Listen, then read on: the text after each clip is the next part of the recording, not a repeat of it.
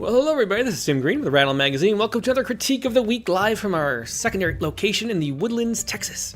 Before we should say that Rattle is a publication of blah blah blah, but the big point is that the critique is to give that workshop experience that is so valuable in MFA programs and whatnot. So leave as many comments as you would, everybody who's watching here. And we've got a great crew, as we always do. We've got Tristan Buckner, we got Brian O'Sullivan's here, Winston Munn is here, Steve Horrell, D. Coleman, Carolina. Let's see, Maney, Mark Grinier's here, Tom Barlow's here, Katie Dozier downstairs. We got Sharon Ferrante, Tara Messelis McMahon, Monica Dobos is here, Morgan Feeney, James Langford, Matt TC, another poet, Colonel S, I guess, Kyle S, Colin from PNW. He says, hey, Seasons Poets Newbie here. Your guys' critiques of other poets these last few months have been very helpful in crafting my own poetry. Thank you all, and glad to join you all. So glad that you're here, Colin. Let's see, over on Facebook, do we have anybody? Oh, yeah, we have a few, so maybe Facebook's working better today. That's nice to see. We got Tara Meslick McMahon over here, too. We got Nate Jacob, Margaret Doyle, Kelly Rush is here. So a good number of people on Facebook, which used to be the primary place. But now, more people join on YouTube, so that's good, too. Over on X, who knows, but we're streaming over there, too. All right, so today is one of those days that we're going to be going through, as many poems as we can, the oldest ones in the submission queue. And so we'll see, and this is like the experience of reading submissions, which is kind of interesting. You never know what you're going to get. It's like picking out boxes of chocolate, except if you like chocolate, I guess all chocolate's great. We like poetry, so we'll see what we get. Today, let's see, we're going to start with submissions from back in May 2023, and we'll try to get caught up hopefully to like July or something. That'd be nice. There are about 183 submissions in the queue, so we're getting a little better. I like to get it to where we're like only a month behind, so everybody can have newer poems. I realized recently that that's pretty valuable to do, so we're trying to play catch up right now. We'll try to get through as many poems as we can in just over an hour, and let's dive right in. So let's see, the first poet is, like I said, it's a submission from May 8th of last year, and it's Suchi, is the poet from Singapore, so that's always interesting too. Let's take a look at this and see what we've got. Here we go, this is, the title is only in the title field, but it's Making a Child Happy. Okay, Making a Child Happy is the title of this. Let's give it a read. Her loving parents didn't want each other, fighting constantly. Blame game, not a child's play. Such toxicity. In 2023, Barbies came in all sizes with hearing aids, wheelchairs, prosthetics, everything, making a happy doll. I wonder which Barbie to give a child with a broken heart and a convulsing mind. Maybe if I imagine, they will create one. A healing Barbie. Just like them all, this one will come with a great attire. A dress, a piece of metal, an armor to shield the tiny sapling. And it will have a hollow in her bosom with a tiny door with a lock and key. To make it immersive, allow the child to open the chest and wind the key that brings together two cracked halves of one heart. Give the doll the color of dawn on a regular day. Upon the mending of her heart, she will transform. Move up a little bit. She will transform. Where'd we go? There we go. She will transform too. I'll read that whole sentence again. Upon the mending of her heart, she will transform to the color of butterflies, of skies and clear lakes. Its arms will fold to hugs, and it will repeat, everything's going to be okay. So that's an interesting poem, Making a Child Happy. And to me, right off the bat, and I'm sure if even without looking at the comments, I think we're going to get a lot of comments that say this, that the poem really starts right here.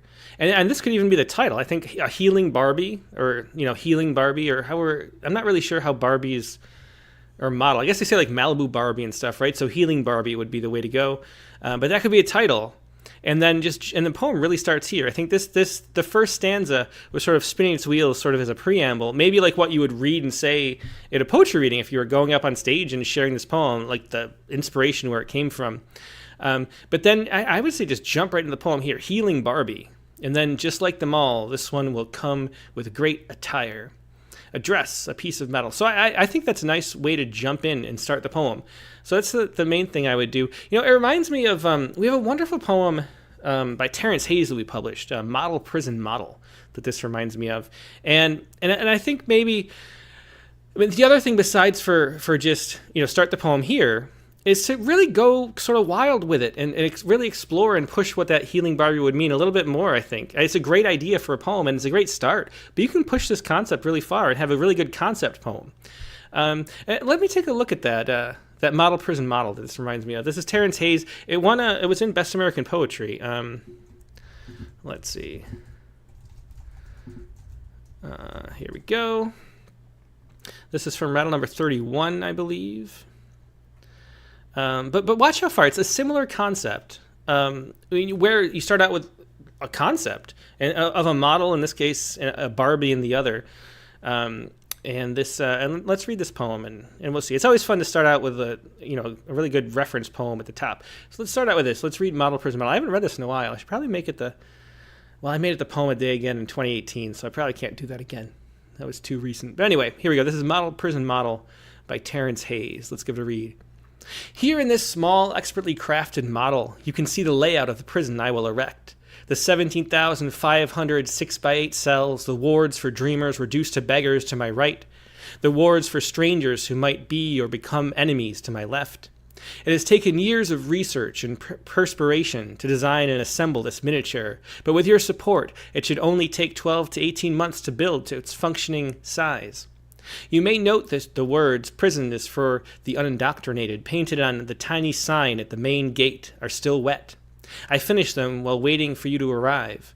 They are the smell of civilization in the air. Let me direct your attentions to the barbed wire, which thickens to a virtual cyclone of fangs above the prison. With a good fence to draw upon, I was able to create a terrific somberness, and then lie down and look through it at the prisoners and the officers inside. I feel like this is a good time to tell you my father, mother, and closest cousin have worked decades as correctional officers for the state. Nonetheless, when I, a black poet, was asked to participate in this construction of this vision, I was surprised. During those first uninspired years, I smoked so much I would have set myself on fire had I not been weeping most of the time. I am told the first time my uncle was an inmate, my mother would find him cowering in his cell like a folded rag. Between jail, he worked Saturdays helping out a man at a flea market fruit stand, my Uncle Junior. You will note the imposing guard towers at each corner of the prison. In the yard below them I will loose, vicious, obedient dogs. Whether you consider dogs symbols of security or symbols of danger depends upon whether you're inside or outside the fence. In our current positions around the model, you and I represent the mulling picketers, the just and the vengeful, the holy and grief-stricken citizens. Standing along the corridor leading to the preliminary de-dressing area, several savage windows will insult the new inmates. Even a slur is a form of welcome. I plan to have the vocalists among the prisoners sing for the old men who die there. Perhaps their song will soften the picketers. The prison of the picketer, let me remark, is a landscape of dry riverbeds, canyons, and caves. During the uninspired hours, I imagine that land is the color of brick set to flame. Everything gets tender in fire. I imagine the melancholy stone of the prison with a sort of geological desire. I imagined the rehabilitated before the parole board spilling brightly lit jive, alive with the indecipherable, indecipherably alive. Everything is excited by freedom, but I don't know. I feel like no matter how large we build this prison, it isn't going to save us. Please permit me to end my presentation for now. We might get so caught up imagining the future, we'll never find our way. Come, bend over and try moving forward while looking between your legs to get a sense of what it feels like trying to escape. So it's just an amazing poem by Terrence Hayes. And I was thinking about it just to highlight, because see how there's this cool idea. A model prison model is very similar to the idea of the Barbie here. A healing Barbie is a really interesting idea, but then see how Terrence both pushes it forward as far as he can, feeling free, because really when you have a great concept, letting your mind wander and run with it is where the energy comes from, and then you'll end up surprising yourself. There's these kind of poems that are sort of concept poems where they come from this idea you have originally, but they're so much better if you can push them farther and still surprise yourself, even if you have that idea ahead of time. And so Terence Hayes does that sort of in two ways. If you look back at his poem, he doesn't just talk about the Barbie. He imagines actually giving this as a presentation. So there's this whole frame built around the poem and the idea, that concept that he had of talking about this model prison model and what that would be like, being asked to do that. And so there's this sort of frame, just like a picture frame around the poem itself, which is the way the poem is being presented to an audience, as if it's a monologue from somebody presenting an actual model. So we get that whole extra layer on top of the poem, and that allows you to expand in different interesting directions, which he does. And then also, he just pushes, he goes into... different directions of where his parents were, because he got that frame, so he gets that personality of an actual person speaking going, and he can sort of imaginatively go in that direction. And then he, talks about the dogs and what it looks like being in there. See how he keeps pushing. So when you have a good idea like this, like this Barbie, where'd it go? There it is. The Barbie poem, Healing Barbie, which I do think the poem is there. See how far, let your imagination run with it, because it's a cool concept, and I think you can push it really far. So it's a little just discussion. I informally try to start out with a little lesson, and the first poem a lot of times generates what that might be. So there you go. That's a little bit talking about how to push a poem forward and using that model prison model by Terence Hayes as an example. But so let's take a quick look in more detail at the poem, A Healing Barbie, and we'll just pretend it starts there. Just like the mall, this one will come with a great attire, a dress, a piece of metal, an armor to shield the tiny sapling. So that's a great descriptive start. But imagine how much would be improved if you added imagine just some kind of scenario. Like if, a sister was presenting this as like a birthday present to their younger sister or something like that. Imagine how many layers of just ways your imagination could run with that, given personalities. And so if you alter it like that, the great lines that are already there can be pushed farther. Anyway, so that's a great line though. I like that. A dress, a piece of metal, an armor to shield a tiny sapling, and it will have a hollow. I think the "and" you don't have a comma after "and" there. It will have a hollow in her bosom, with a tiny door with a lock and key, to make it immersive. And so see how this. What would have the model prison model poem done with that line? And it will have a hollow in her bosom with a tiny door with a lock and a key. Model prison model would let's see. Yeah. Just looking at the comments a little bit. Yeah. So what would that do? A tiny door with a lock and key, you would push that and start describing the door and go into detail about it to make it more vivid and come more to life. There's a way. One of the main things about that a poet can do is imagine, how long people are keeping their interest with what you're talking about. And you want to grip them and get their attention and then keep it and then move on at the right time. And that sense of timing is a really important aspect to writing. And I think we could, last more with this concept of this little tiny door, which is just an interesting idea, a really great image. I think you could push that farther with more description. To make it immersive, allow the child to open the chest and wind the key that brings together the two cracked halves of one heart. Give the doll the color of dawn. I love that phrase too. Give the doll the color of dawn on a regular day. I love two on a regular day. I think there are too many commas here. I think I wouldn't bother with this comment either. But give the doll the color of dawn on a regular day. That's a great line too. Upon the mending of the heart, she will transform to the color of butterflies, of skies and clear lakes. Its arms will fold to hugs, and it will repeat, everything's going to be okay. And so the poem ends there, but just the poem could go on so much farther, is my only point. Let's see. Well, interesting, but people, Morgan Feeney and Dick Westheimer think the model prison model is too long, which is interesting. So maybe Terence Hayes didn't hit the right, maybe this one's too short and that Terence Hayes is too long and there's some kind of happy medium in the middle. Mark Grenier makes a good point, though. I noticed in the Hayes poem the use of exaggeration to increase the effectiveness, and I think that's a really good point too.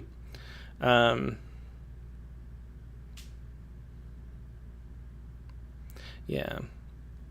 Okay.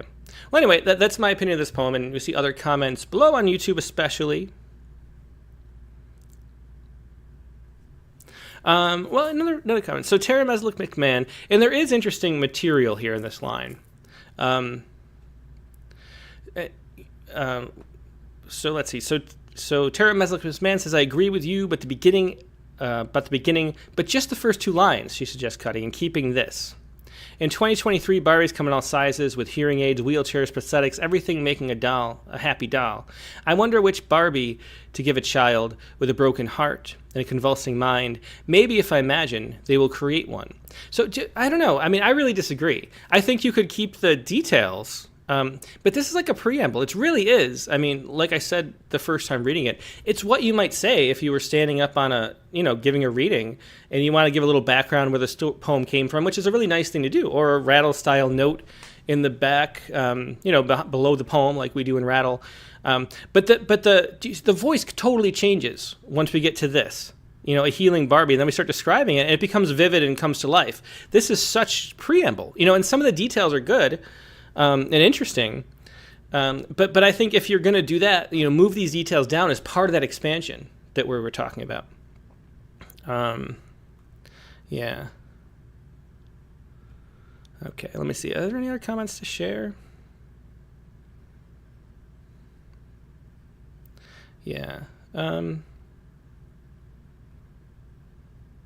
Yeah, and so PMB2 says, if not the whole first stanza, I think the stuff about the Barbies with the wheelchairs and the prosthetic stuff should be kept. Yeah, but that's not in the voice of the poem.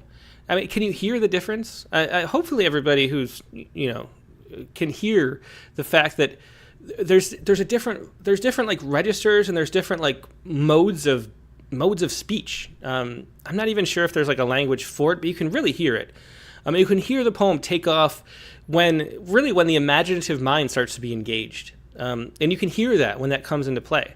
And I think that doesn't exist in the first stanza. This is a summarizing kind of voice, which is really your left brain, getting into the poem, getting going by providing the background.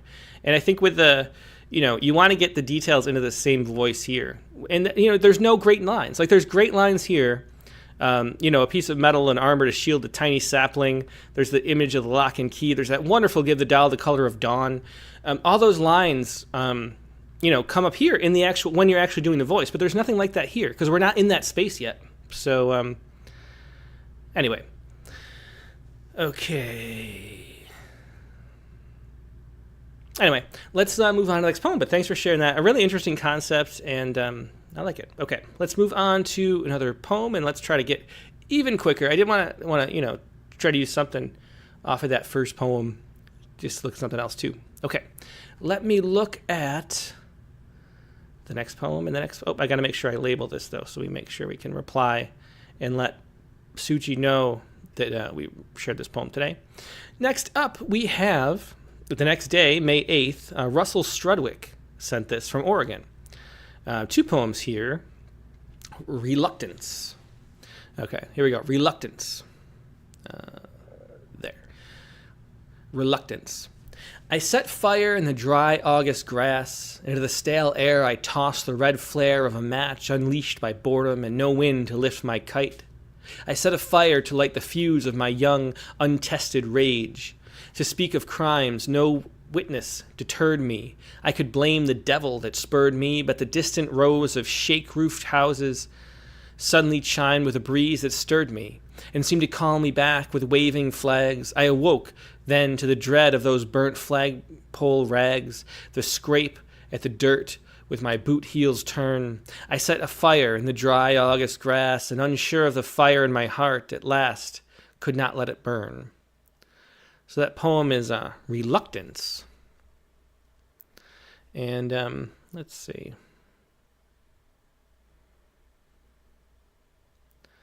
Yeah.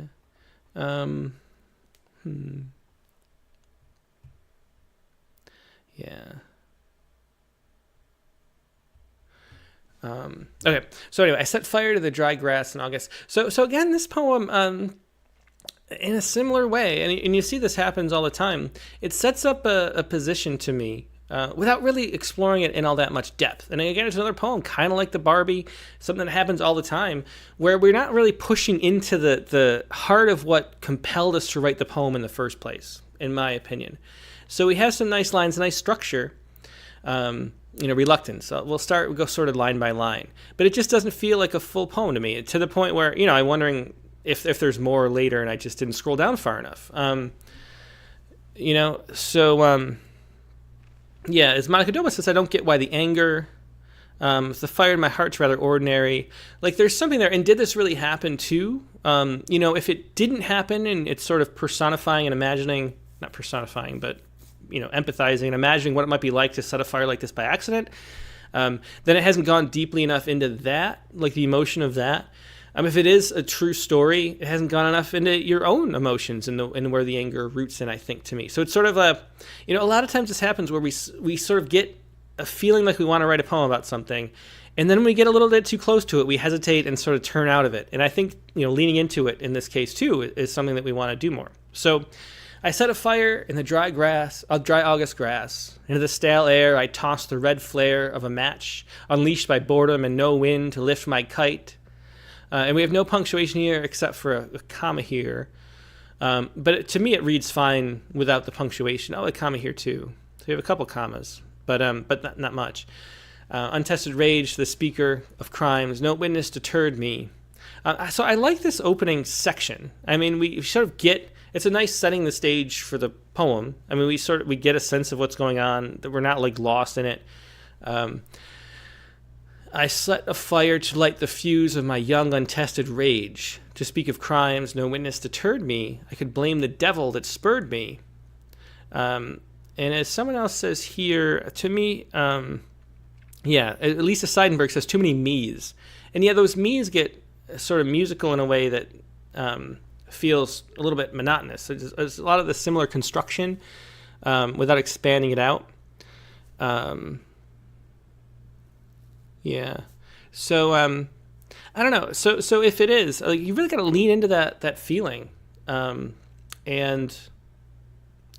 push past like the obvious explanations, and the simple sort of summarizing into what it would really feel like to be there. So I think that it's a great start, and then it takes a wrong turn when it just starts to explain it in these sort of generalities in these 3 lines. So first 3 lines work great to set up the poem. We sort of lose it in this sort of muddled summarizing that doesn't really get to the heart of things. Then this, as someone mentioned, the distant rows of shake-roofed houses suddenly chimed with a breeze that stirred me. That shake-roofed houses is a nice line. It helps repaint the picture that we'd already created with the first couple lines. And then that stirred me. If it was like going deeper into that, like why would that stir you?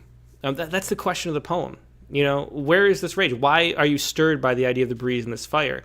And I don't really think it explores that enough. And again, notice how these 2 lines are a microcosm, a small version of the first 6, where we have the interesting image followed by the sort of generalization that doesn't really go anywhere with it. And so that's really the key is leaning into this and seeing what you can discover about yourself by writing this poem. And seemed to call me back with waving flags. I woke then to the dread of those burnt flagpole rags. I'm not sure what flagpole rags would be. Like flagpole and a rag are so different. I'm a little lost with that. And scraped at the dirt with my boot heels turn. I set a fire in dry August grass, unsure of the fire in my heart at last. Could not let it burn. Yeah.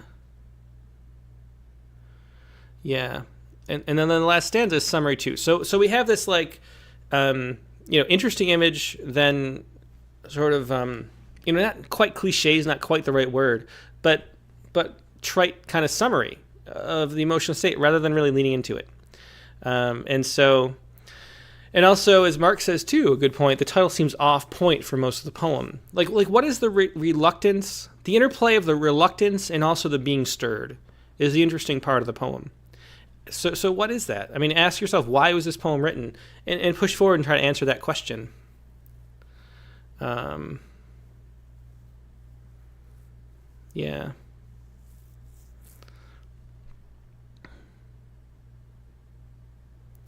Westrom says the flagpole rags are flags, I think.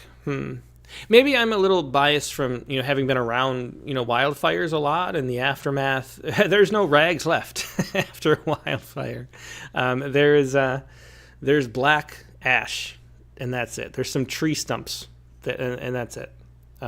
It's a desert kind of landscape. Let's see. Yeah. So Carolina says this person is romanticizing releasing their rage, but then coming back to reality.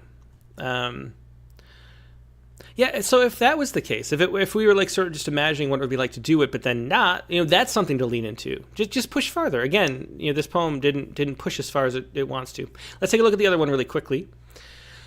The last day of the trip. Is this a short one too? Well, no, this is a little bit longer, although it's double spaced lines, so it's not as long as it seems. Okay, the last day of the trip. Sunburned feet are cold in the morning rain, exasperated by grains of sand, the same quality of suffering that craves dessert, in the wake of a violent steak dinner. Strange coffee cup, idle hand, familiar return to the inconvenient sugar bowl, discontented tangent to foreign plumbing. In the unmade bed of my mind, a needle points, defies the unchangeable magnet, and drags the wandering eye toward a vaguely yellow idea that conjures itself from the feathered mists of horizon. Distant figures move in the fable, slipping like frogmen into the boat of imagination to throw a glinting spear, subduing some dark whale who resists the shame of their industry. Shame that my inertia brings as the chain holds the watch, humanity dragging me northward, rips from the bliss of my sloth. The road map is square as a cage, spread out on the bulkhead, the whale calling and calling. Yeah, Monica Dobos already pointed out my favorite line, the unmade bed of my mind. I really like that line. It was a great line. This poem, I got a little lost, following it. It might have been, I'm doing a lot of things at once when I'm doing these. But so let me try to get a handle on it. The last day of the trip. Sunburned feet are cold in the morning rain, exasperated by grains of sand. The same quality of suffering that craves dessert in the wake of a violent steak dinner. A violent steak dinner. Strange coffee cup, idle hand, familiar return to the inconvenient sugar bowl, discontented tangent of foreign plumbing. So there's a lot of phrases I'm not piecing together here, and it feels to me like the poem kind of took off, more here. If we just, again, a lot of times it happens, but the first stanza, a lot of times we're spinning our wheels trying to get to that place that's making poetry, and then we leave it in. And I think, and it feels like it's sort of spinning its wheels here. And so I'm not sure, but I like in the unmade bed of my mind, a needle points. Defies the unchangeable magnet and drags the wandering eye toward a vaguely yellow idea. Yellow idea is interesting too, that conjures itself from the feathered mists of horizon. It's interesting enough to hold my attention there, even though I'm still not sure what's going on.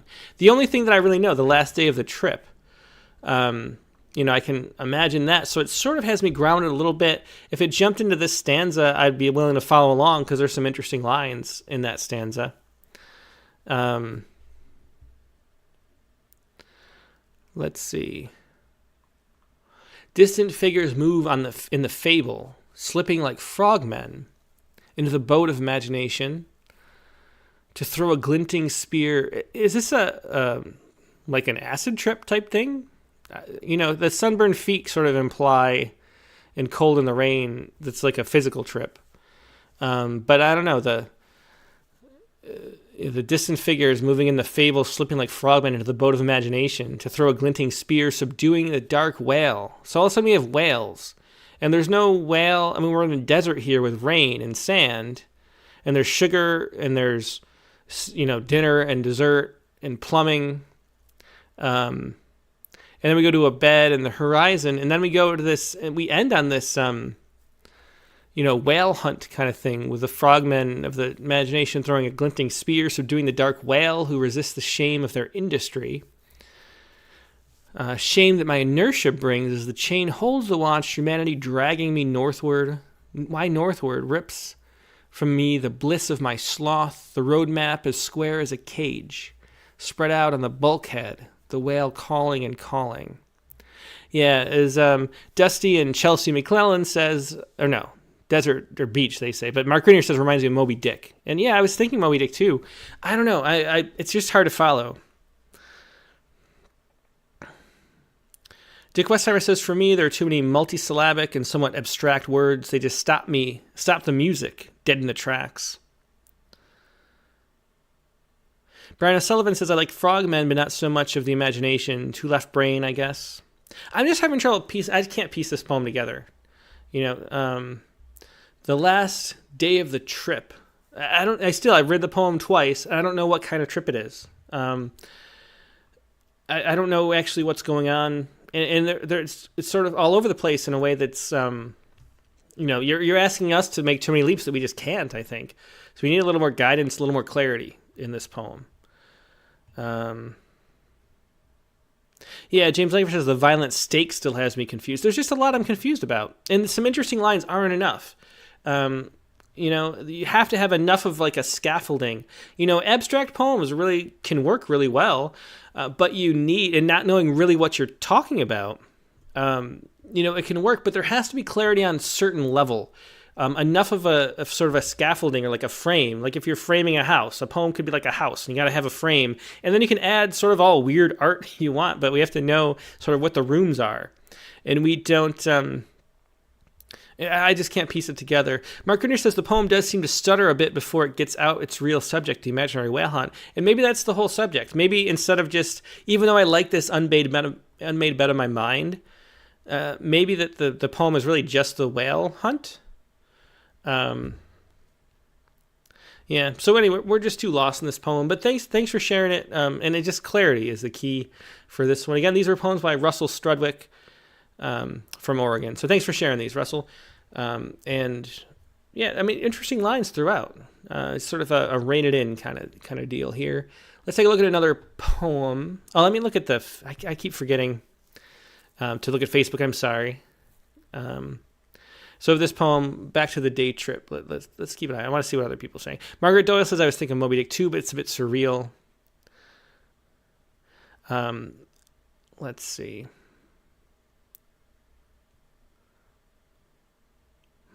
Okay. Well, anyway, let's move on now. So, Russell Strudwick with 2 poems there. Next up, we will go to... and this is Robert Bowerman with 1 poem, Ode to Vladimir Karamurza. And how can I make this a more compelling poem, says Robert. So thanks for that. Vladimir Karamurza. And there's an epigram, so we don't have to Google it, which is nice because I wouldn't know that name otherwise. Let's take a look. Although if you forcing people to look up a name is no big deal in the 21st century. But Ode to Vladimir Karamurza, sentenced to 25 years in prison for treason because he condemned the Russian invasion of Ukraine.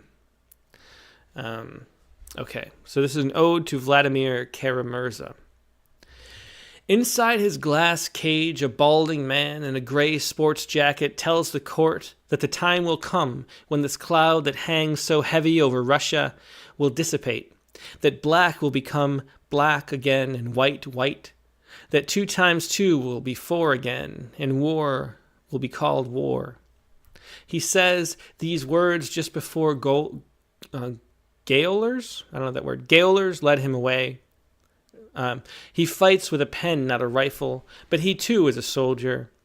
I, who am not brave, am stirred.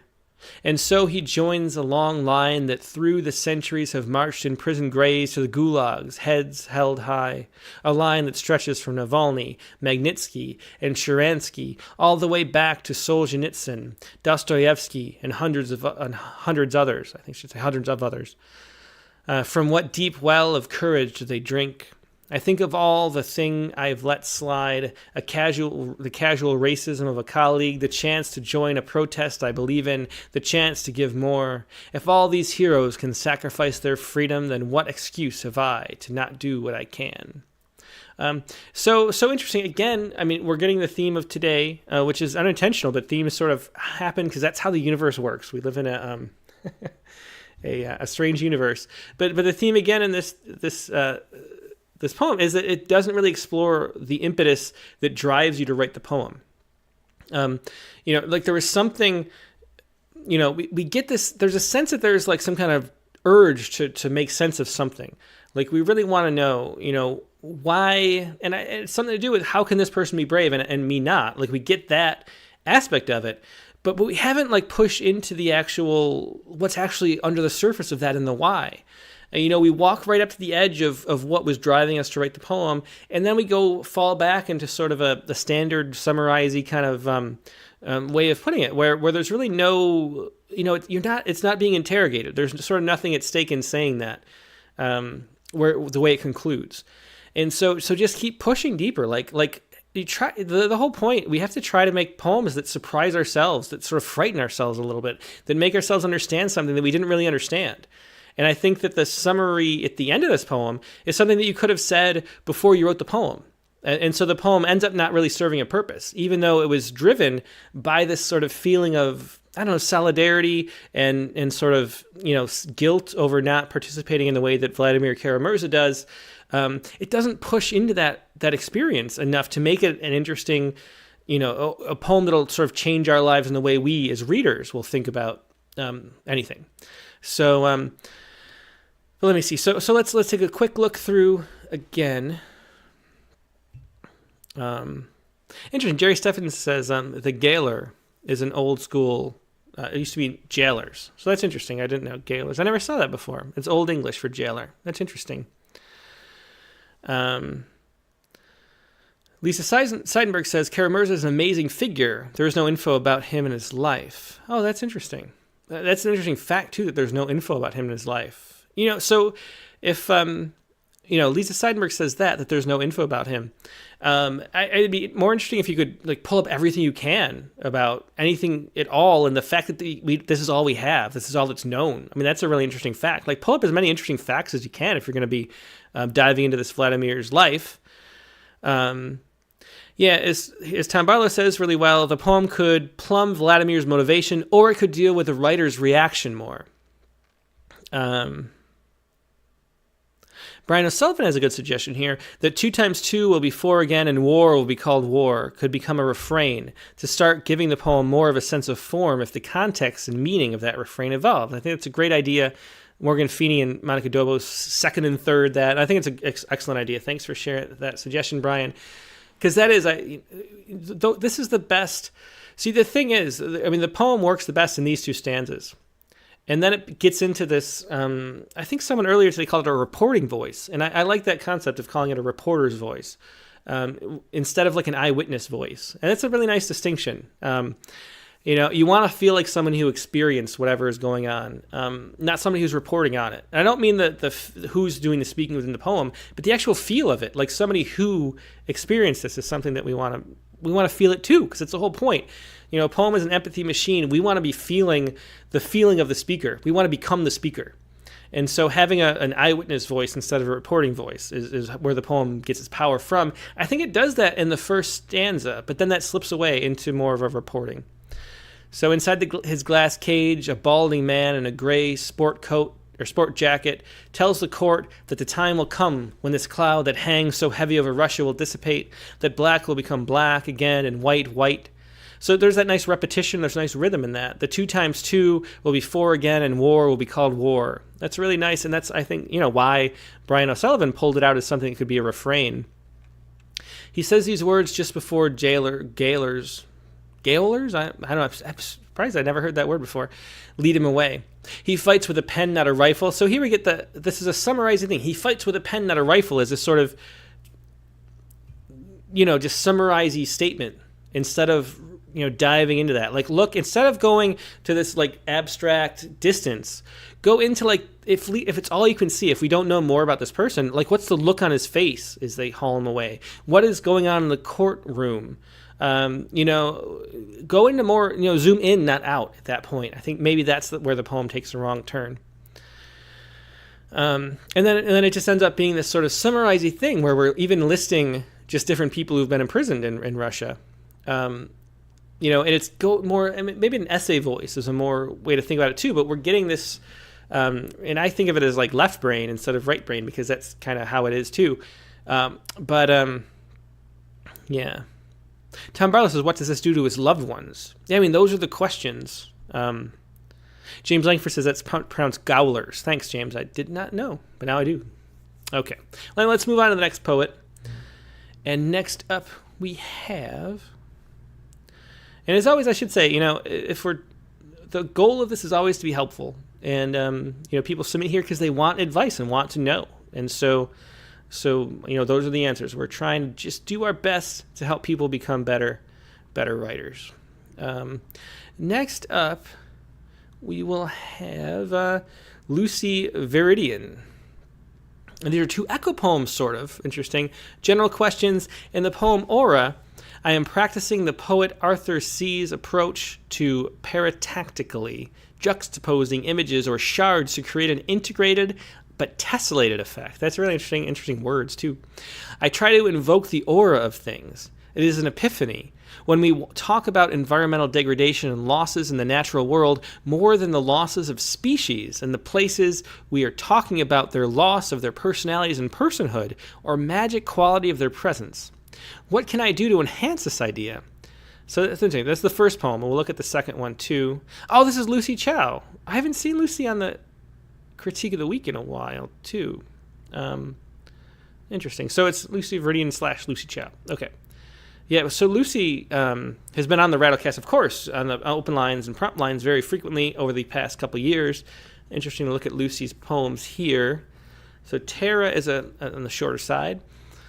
And here it is. And this is that sort of tessellated feeling from poet Arthur Z's sort of idea of sort of braiding things together in this sort of fragmented way.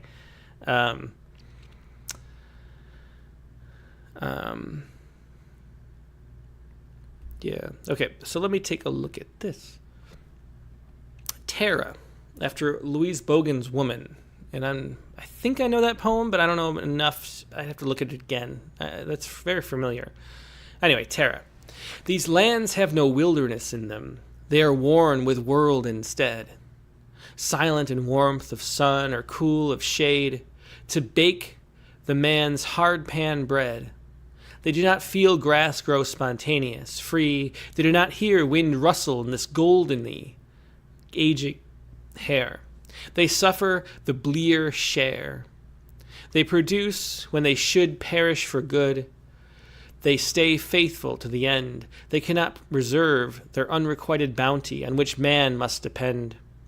In their throes they bind the world's veritas upon its own racks, birthing the million-growth forest, again, nirvanas of the axe. The fields of war are its own casualties, cloven with its cries. Those they witness incarnate in, incorporate with their own demise. So another interesting poem here from Lucy, whose poems are always interesting, Terra. Let me look this up and see if we... I'm just kind of curious what this poem woman looks like. I like to see Women by Louise Bogan. And so here we have a similar structure. So the structure comes from this. We'll see the comparison. And definitely, immediately you can tell it needs to be referenced that it's from Louise Bogan because it uses her form and structure. So women have no wilderness in them. They are provident instead, content in the tight, hot cell of their hearts to eat dusty bread. They do not see cattle cropping red winter grass. They do not hear snow water going down under culverts, shallow and clear. They wait Sorry, hang on. I guess I have to do like this. Why isn't this... Sorry. It's not scrolling for me. Let me try to reset. Well, that's weird. My Chrome has frozen.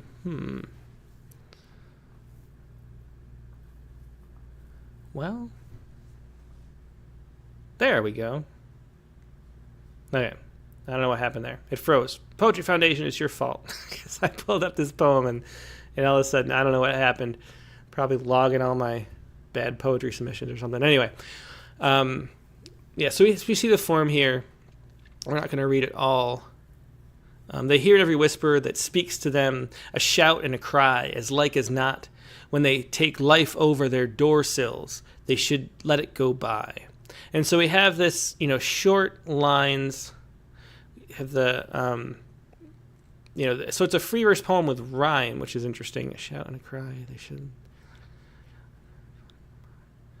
Or maybe it's not free verse, is it? They do hear. They do not see cattle cropping winter. They do not see cattle cropping or winter grass. Have no wilderness in them. I'm not. It doesn't. I don't see what the form is. It seems like just free verse with rhymes every other line. Yeah. Well, anyway, that's the source poem that we're writing, and this poem is an after poem for that. Terra, these lands, and we'll just focus more on that. But you can see where the poem comes from very clearly. These lands have no wilderness in them. So we go from the women is a metaphor to the land itself being the subject, basically. The land being a metaphor for women to the land itself being the subject. These lands have no wilderness in them. They are worn with world instead. I love that opening line. I think the two lines together. They are worn with world instead. That's really cool.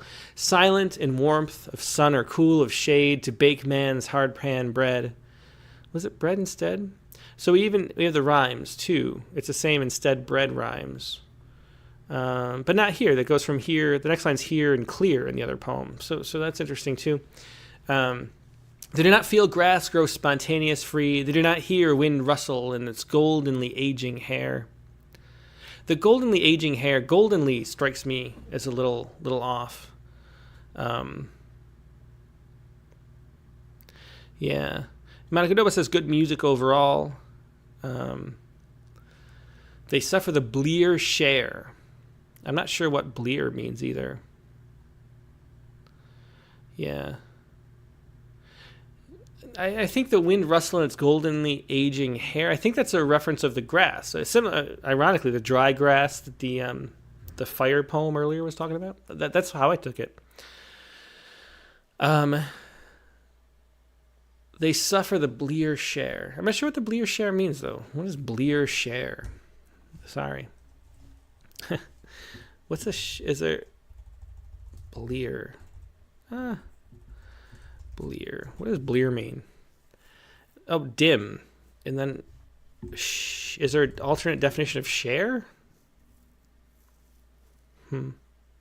Yeah. So Mark Winter says blear goes blurry. Yeah. I'm not sure. So I'm not sure if I follow that line. They suffer the blear share. Blurry. I'm not sure. I'm not sure what share is doing there. They produce when they should perish for good. They stay faithful to the end. They cannot reserve the unrequited bounty on which man must depend. So I like this. There's some lines I like, and then I get a little lost. And it loses the music a little bit. Like sharecrop, as it says PMB. Yeah, I think that's what that means. They suffer the blear, the blurry sharecrop. Yeah, Tractor-Face says golden grass, wheat, hay, or reeds in autumn. Yeah, that's what I was thinking too. In their throes they bind the world's veritas. I don't know what veritas is either. Upon its own racks, birthing the millionth growth forest again. Nirvanas of the axe. I like the nirvanas of the axe. A lot of times the rhyme, you see sometimes the rhyme moves into surprising places, which is interesting. The nirvanas of the axe is a nice line. The fields of war are its own casualties, cloven with its cries. Those they witness incorporate with their own demise. So Monica Dobos looked it up for me. Thanks. Monica, it's greenery is veritas. Thank you. The world's veritas. So as always, you get to learn some words with Lucy Chow's poems. And I enjoy that. So thanks for sharing those. To me, the poem feels like it stays in a very cerebral place. And it's sort of a little, a little preachy because it sticks to, that topic of being an echo poem. So setting out to have a sort of an eco-political statement, and it sort of makes that statement that you saw coming from the beginning. So the question, and PMB said earlier, there's good music and interesting lines, but I didn't understand at all what was said in the preamble. He said, strong music and imagery, punctuation is not needed. I didn't understand the author's questions. And I don't know. I mean, to conjure the sense of loss, and destruction of the environment is definitely a worthwhile thing. But it feels like it stays, to me, too much in that sort of headspace where I'm not feeling, like I'm not empathizing. It's not engaging in that level. It's staying in like an intellectual level and not an emotional level, if that makes sense. And so how do you push it to be more moving in that direction? Is the question. Morgan Feeney says I would cut with in the penultimate line, in the last penultimate line maybe. Those they witness incarnate in incorporate their own demise. Yeah, I think that does work better without the with. I don't know. I mean, the abstract nature of it. It's hard for me to just feel on board with the poem, even though there's interesting lines. And how to go about doing that. I don't know. I mean, what did Louise Bogan's poem do? How did that poem work, if it did? Yeah. So Gary Rossin says an echo poem that echoes the poem about women. Yeah, Jerry Simmons says I haven't found a hook I could bite on, and I guess that's the problem too. Does Louise Bogan's poem have that? Let me take a look again. Let's read the whole poem. I'm kind of curious. Women have no wilderness in them. They are provident instead, content in the tight hot cell of their hearts to eat dusty bread. They do not see cattle cropping red winter grass. They do not hear snow water going down under their culverts, shallow and clear. They wait when they should turn to journeys. They stiffen when they should bend. They use against themselves that benevolence to which no man is friend. They cannot think of so many crops to a field or of clean wood cleft by an axe. Their love is an anger, an eager meaninglessness, too tense and too lax. They hear in every whisper that speaks to them a shout and a cry, as like as not, when they take life over their door sills, they should let it go by. So this poem, do you see how this is expanding? It's using the landscape as a metaphor for women and sort of feminist liberation, I guess you could say, but see how it's like using the metaphor to illuminate that, to describe women in that problem better, and so and that's really, you can see that's what's missing in this poem, is that there's nothing we're learning in the process of the poem, and that's the thing. Like if something's a metaphor, I think maybe if we could make more, women be the metaphor for the wilderness, and then we can learn more about the wilderness destruction through that by personifying the landscape. Maybe that's something that we could be helped with. Yeah, Morgan Feeney says, I guess the problem I feel with both is that they feel so general. I look at the original and it's like all women, and the one we're reading and it's like all land. Yeah, that's a good point, Morgan. And that's sort of yeah. Brian O'Sullivan says maybe we need more images of the alternative to this detached world, images of people in a possible future having direct experience and living in harmony with nature again. Yeah, but I mean, given it's so closely after, I think to make it function as a poem, using this style, what's really needed is to dig deeper into the metaphor in the way that Louise Bogan does, and sort of illuminate what it is like, even though it's an overgenerality. What can we, by using the metaphor, what can we learn about the land? Like, that's the question that we haven't really done yet. We've sort of, evoked something that we intend to evoke, but we haven't learned anything about it. And so how can the metaphor be used? As Neil Postman said, a metaphor is not an ornament; it's an instrument of perception. And what is this? What are we using this tool of perception that is the metaphor to learn? And that's the question that's missing in this poem. Like, it has to go somewhere, and when we say go somewhere, that's what we mean. Okay. Okay, let me take a look at the next poem. Here, next poem is here. This is Aura. Is it too long? No, it's another short poem. So good lengths from Lucy. And there's always great images and details in Lucy's work. So Aura, let me read again. I'll read what Lucy said because it might be important. She says, oh, I got them backwards. Because they're in like opposite order. So that was a bad use of the comments. So Aura is the second poem. The second poem is the one that's trying to, have integrated shards, tessellating, and, paratactically. It's tough language, but to have this piecemeal. The poem Terra, so maybe we should go back to the poem knowing her actual question. Sorry about that. I assumed it was in the same order they appeared. The poem Terra was written when I was thinking in a manicured green space and suddenly caught Bogan's cadence. The women have no wilderness in them. They are provident instead in my head. Very quickly I dashed these stanzas on a scrap of paper as a sort of show double of her poem. I imagined an eco-feminist conversation with her. In the context of such intention, how does the poem work? And what can be done on the microscopic level, word choices, line breaks, rhythm, etc., to strengthen such a dialogue? Thank you. And yeah, so we addressed that, I think, pretty well, even though it was we didn't realize that what we were talking about, because the question itself, the answer to that is that I think you need to make the metaphor that you're using in service of some understanding, So there we go.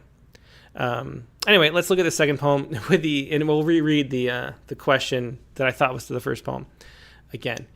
And the first question was about the Aura. In the poem Aura, I'm practicing the poet Arthur Z's approach of paratactically, I don't know what that word means, juxtaposing images or shards to create an integrated but tessellated effect. And tessellated is a cool word. I try to invoke the aura of things. It is an epiphany. When we talk about environmental degradation and losses in the natural world, more than the losses of species and places, we are talking about the loss of their personalities or personhood, or magic quality of their presence. What can I do to enhance this idea? So that is an interesting idea, and I think it might make more sense here. Here we go.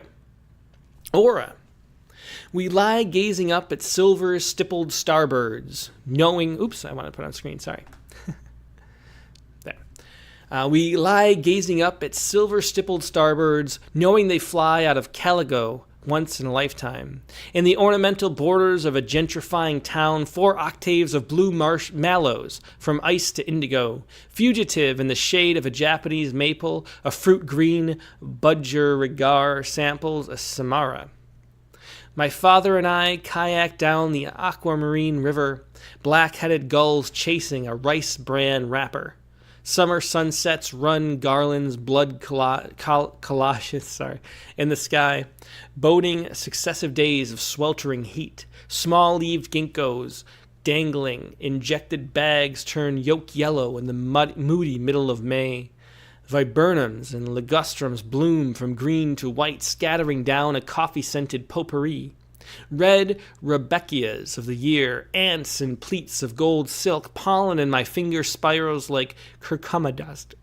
Fustics half vanish in long white strands of mist, clouds of fine flowers, stalks pinkening rain. A last time through her campus, a senior student walks 4,772 steps, munching on an apple and walnuts in the patio.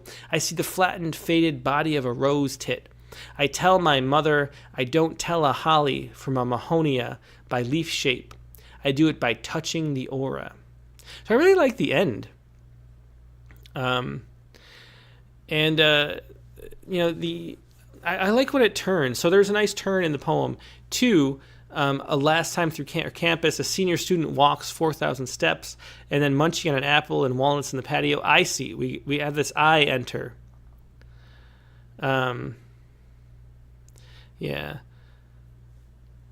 So usually parataxis means few conjunctions, which is true here, but also short, simple sentences. Less true. Hemingway is considered an example of paratactic writing. Well, that's interesting. So that's another word I didn't know. Thank you. Yeah, thanks, Brian. And thanks, Monica Dobos, for illuminating that concept. So I'm wondering who the we is. We lie gazing up at a silver-stippled starbirds, knowing they fly out of Caligo once in a lifetime. In the ornamental borders of this gentrifying town, 4 octaves of blue mallows form ice to indigo.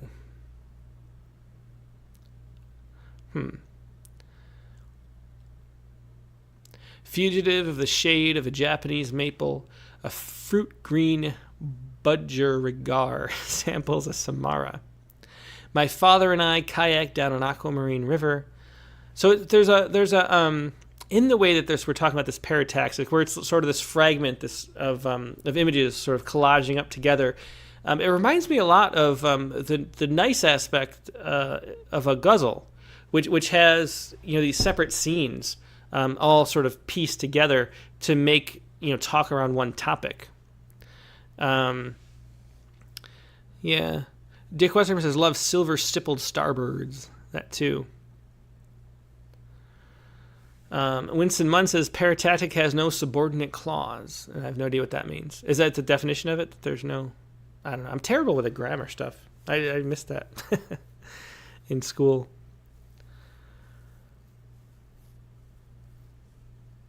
Yeah, so D. Coleman says the visuals and movement through this poem work well for me. I find that although I don't know all the words, it doesn't matter. There's plenty of context to make it work. Yeah. Morgan Feeney says, I don't like gentrifying or aquamarine. Those words throw me out a bit. Yeah, there are a few. So I think there's a richness always to Lucy's work, and knowing it well. I've probably read literally 50 of her poems. There's a richness to it that's sort of hard to digest. And so a real important thing is to give it to us in small bites, so it's not just overwhelming. And I think the poem, for the most part, does a good job of doing that here.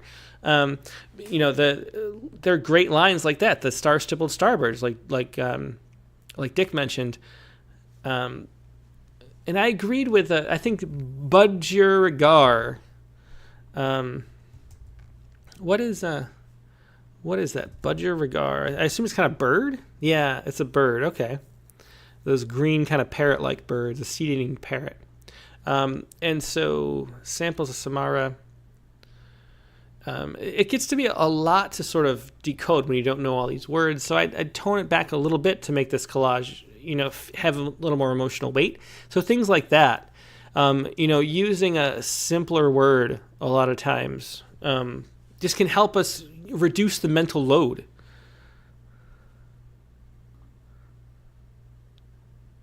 Morgan Feeney says Tim has stumbled over budgerigar a few times, and I do, and I have to say the full word, but they're just budgies when they're at home, and that's easy to say.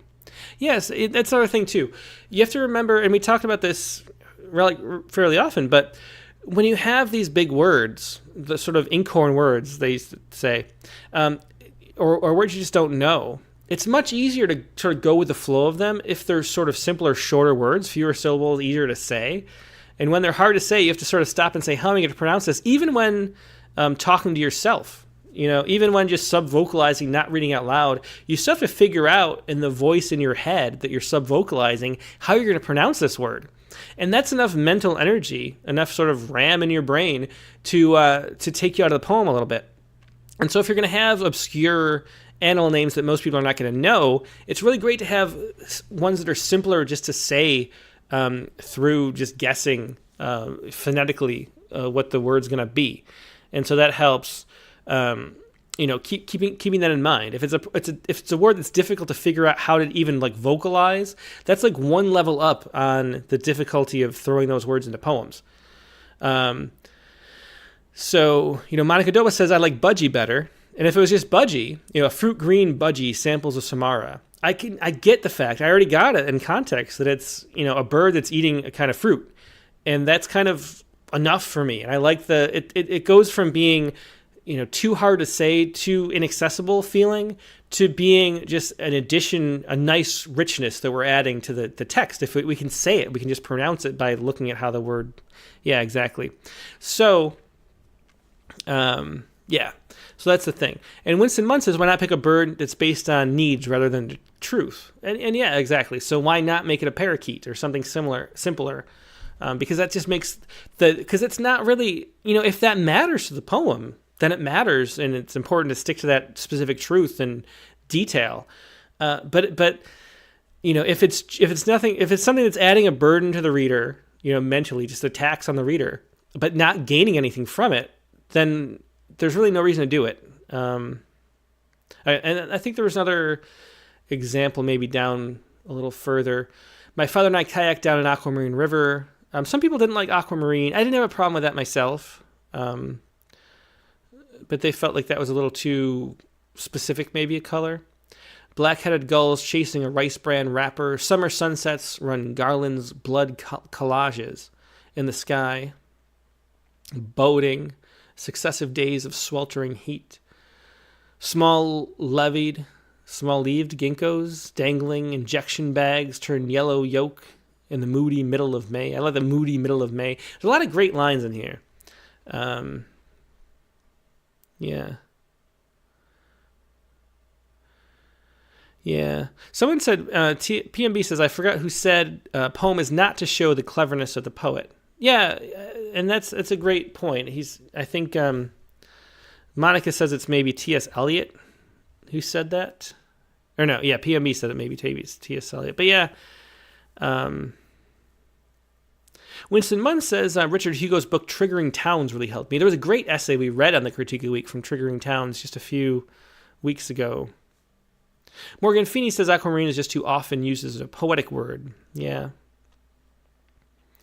Yeah. So anyway, so I think as always, keep in mind the length. Make sure the poems, if they're this rich, don't get too long, and be aware of where you're sort of using your reserve cache of big words to where they're important and where they really, that specificity really means to be important. Let's take a quick look at one more poem. That was Lucy Chow with two echo poems, and both interesting. I think this one works pretty well. And again, I really like the turn at the end and the way that the movement sort of goes somewhere. I was saying this, I got a little bit off track, but it has the same kind of guzzle feel with that fragmentation. But then it feels like it's building to something by getting more into the eye in the last two stanzas. And even the person walking through the campus here, you can imagine, at first you wonder if maybe that's the speaker too, and then we get into the eye. So it has a sense of movement to that aura at the end. And I think that works pretty well. So since you have, so the main question, does this form work, I guess? I think the answer is yes. I think it's a nice form. A little rich to follow, a little too many adjectives, as someone said. So I try to tone that down a little bit just so it's not too hard, but I like the progression, and I think it gets its point across too pretty well. So yeah. Okay, let's move on to one more poem one last time. Last poem is going to be, and we're up to, did we get up to June? No, it's still May 28th. Okay, well, the next poem is called Declined. I rarely use punctuation. This is a Heather Bowman. I rarely use punctuation. Wondering your thoughts on the artistic use in this poem. Okay, so let's see. This is, and the text is very large. Let's shorten it, shrink it up. Declined is the title. You can kind of imagine I was already wondering if this would be the topic, and then it turned out to be. Yes, it was. Declined. Such a heavy word, as all kind and generous editors try to enlighten each decline. Unfortunately, pass on, inclusion, just not right, limited number, thank you, patience, courage, honored, goals, constraints, choosing us, 100,000, best of luck. Don't take it personally, not a critique, 150, hope it finds a home, it lands like in a box like Kafka, Dickinson, Poe, Chopin, Keats, Lovecraft, Blake, Melville, Kierkegaard, like, no likes, only declines until it finds its home. Before or after the writer's last words. It doesn't really matter. It was never theirs to begin with. Dedicated to all readers, writers, editors, and everyone in between. Don't give up. Well, a nice message overall. It's funny to me because I'm old enough in this game where I remember that nobody used the word decline. Decline is already the softened version of reject. So, they were rejection letters before they were decline letters. And yeah, I mean, I don't know. What else are you going to do? No matter, it's one of those situations really as an editor where no matter what you say, people are going to be upset about it. And so you can kind of soften it for the people who are younger and, don't understand how it goes. The other option is to just be really blunt and say no thanks or something like that. And then that's really hard on people who are completely inexperienced and have never done this before. So you try to find some balance that just does the least damage possible. And that's what we do. And I think that, that's the point of this, that none of these words really matter. We're just trying to be nice. And I'm not sure it lands in a box like Kafka, Dickinson, Poe, Chopin, Keats, Lovecraft, Blake, Melville, Kierkegaard. It lands in a box. I'm not sure what it lands in a box, and listing those does. I did like speaking of that, apparently parataxis, thanks for teaching me that word. I like the paratactical quality of this poem. The listing actually works pretty well. Jerry Stephens says, I like this one to the point. Dick Westheimer says, read Francesca Bell's version of this. But I like the, I think it works best with this list because, it really does create, because so many people can relate to this because we all get those kind of letters. So you're almost looking for the ones you're familiar with, which it turns out to be like most of them, or at least for me. I probably used most of them. But there's this nice feeling of like interacting with the list that happens here because we know why the list is coming out, what it means, and you're sort of looking for and then so you get the little, frankly, the dopamine hit of like seeing the one you're looking for. And it's a nice little structure. Such a heavy word as all kind and generous editors try to lighten each decline. Unfortunately, pass on inclusion. Just not right. Limited number. Thank you. Patience, courage, honored, goals, constraints, choosing us, hundreds, 1,000.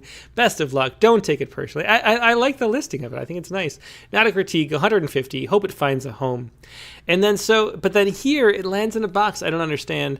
Kafka, Dickinson. I'm not really sure why Kafka, Dickinson, Poe, etc. land in a box. And then the likes, and then the no likes. I think maybe there could be a real poem here that finds a sort of conclusion after.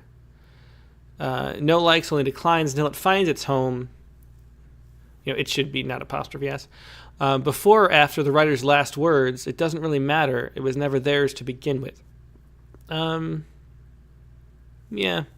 I don't know. I think it's a nice setup, and I think it could go somewhere if it went somewhere that made a little more sense to me. Sharon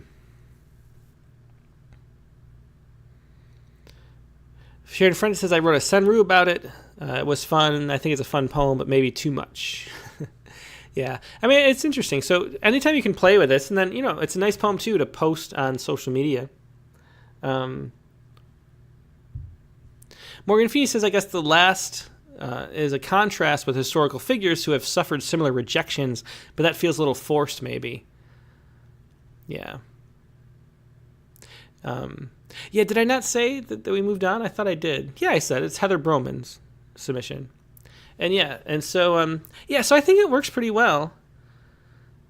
Lisa Seidenberg says it's kind of funny, but an in-house joke. It's the kind of thing where if, you shortened it up and maybe found a little punchier conclusion, I think it goes off the tracks with this. But if you found a sort of a punchier conclusion that was like short, and not like sort of summarizing or moralizing or, patting people on the back at the end, but maybe like, I don't know. I think there might be an ending here that makes it an interesting little poem that'd be fun to share on social media, and then other people can enjoy it too. So there's that. Anyway, that's it for today. Thanks everybody for joining me on the Critique of the Week. It's been a lot of fun, as it always is. Let's see. Yeah. I'm just looking at Facebook because I forgot again. It could end at hope it finds a home. I wonder if it just could, but I feel like there could be a little something more, but just not this much more. So I'm not sure. But anyway, something fun to play with if you want to keep going with it. But anyway, thanks for sharing that once again. And it's been fun doing the Critique of the Week. Let's see. Now, this week's guest in the Rattlecast coming up.